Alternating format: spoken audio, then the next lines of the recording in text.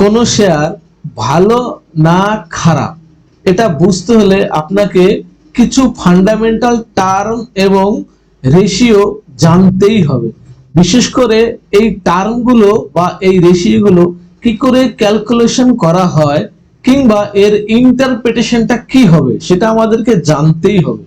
তো তার মধ্যে যেগুলো বিশেষ গুরুত্বপূর্ণ সেগুলোই আমরা আজকের এই ভিডিওতে আলোচনা করব।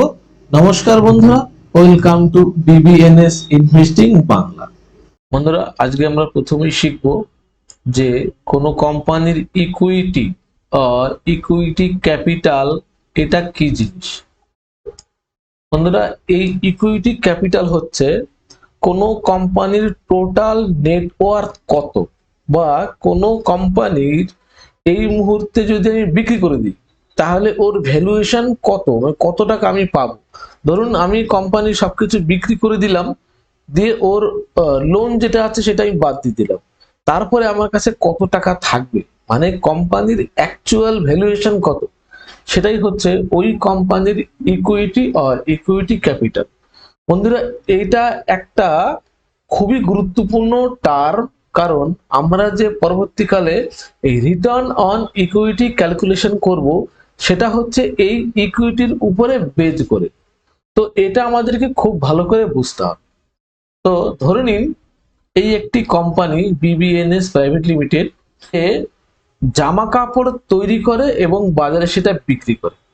তাহলে এই কোম্পানির ইকুইটিটা কি হতে পারে সেটা আমরা এখন এখানে হিসেব করব। তো এই হিসেবটা করার জন্য বা কোনো কোম্পানির এই ইকুইটি ক্যালকুলেশন করতে হলে ওই কোম্পানির টোটাল অ্যাসেট থেকে ওই কোম্পানির টোটাল লাইবিলিটিসটা বাদ দিতে হয়। তো এই কোম্পানির এই মুহূর্তে টোটাল অ্যাসেট কি কি থাকতে পারে, সেটা হচ্ছে কোম্পানির ল্যান্ড, বিল্ডিং, ইকুইপমেন্টস, এটা একটা কোম্পানির অ্যাসেট, ধরুন তার ভ্যালুয়েশন 500 টাকা।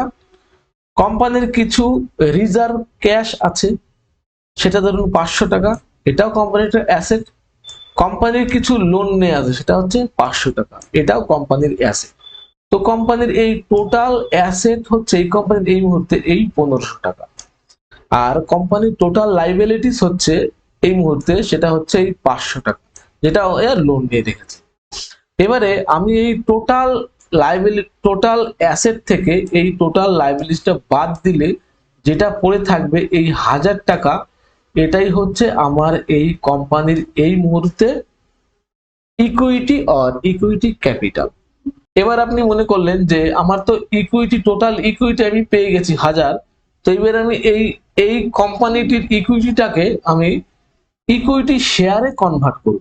তার জন্য কি করতে হবে, এই টোটাল ইকুইটিকে একটা সংখ্যা, যে কোনো একটা সংখ্যা দিয়ে আপনাকে ভাগ করতে হবে। ধরুন আমি এখানে 10 দিয়ে ভাগ করে দিলাম, তাহলে কি পাবো, আমি এর টোটাল ইকুইটি শেয়ার পাবো কত, 100।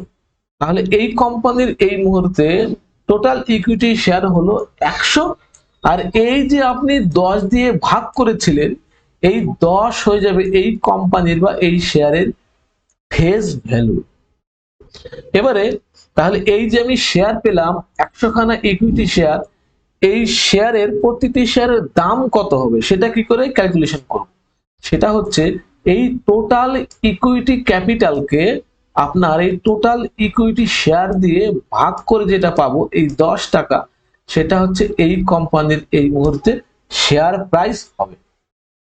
এবার আমরা আলোচনা করব এই কোম্পানির বুক ভ্যালু, এটা আমরা কি করে বের করব।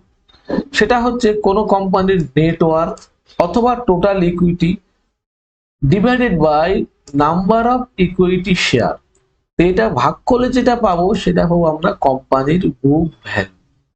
তাহলে বন্ধু এখানে দুটো জিনিস আমরা দেখলাম, সেটা হচ্ছে কোম্পানির শেয়ার প্রাইস হচ্ছে 10 টাকা। তো শেয়ার প্রাইসটা কি, যেটা হচ্ছে আমি যে টাকাটা আমি কোম্পানিকে দেব তার একটি শেয়ার কেনার জন্য, এই টাকাটা আমি শেয়ার কেনার জন্য দেব। আর বুক ভ্যালু বলতে কি বোঝায়, যে এই শেয়ারটি যে আমি কিনছি, তো এই শেয়ারটির আসল প্রাইস কত হওয়া উচিত বা তার অ্যাকচুয়াল প্রাইস কত। মানে যদি আমি এই কোম্পানির সমস্ত কিছু বিক্রি করে দেই, তাহলে আমি একটা শেয়ার প্রতি কত টাকা আমি হাতে পাবো, সেটা হচ্ছে এই কোম্পানির বুক ভ্যালু। তাহলে কোনো শেয়ার কিনতে গেলে এই শেয়ার প্রাইস যত কম হয় তত আমার ভালো, আর এই বুক ভ্যালু যত বেশি হবে তত আমার ভালো। তো এরপরে আমরা আলোচনা করব পিবি রেশিও কি জিনিস বা প্রাইস টু বুক ভ্যালুটা কি জিনিস। সেটা হচ্ছে কোনো কোম্পানির শেয়ার ডিভাইডেড বাই কোম্পানির বুক ভ্যালু, এই দুটো ভাগ করে আমরা যেটা পাবো সেটা হচ্ছে কোনো কোম্পানির প্রাইস টু বুক ভ্যালু বা পিবি রেশিও।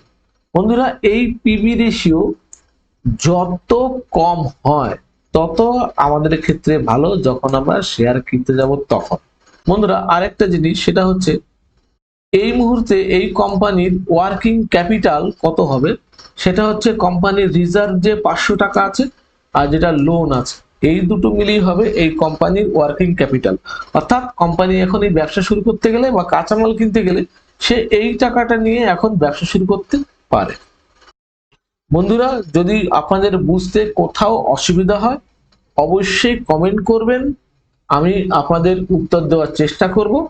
আর যদি আপনাদের এই ভিডিও ভালো লেগে থাকে অবশ্যই লাইক করবেন, বন্ধুদের শেয়ার করবেন এবং সাবস্ক্রাইব করবেন।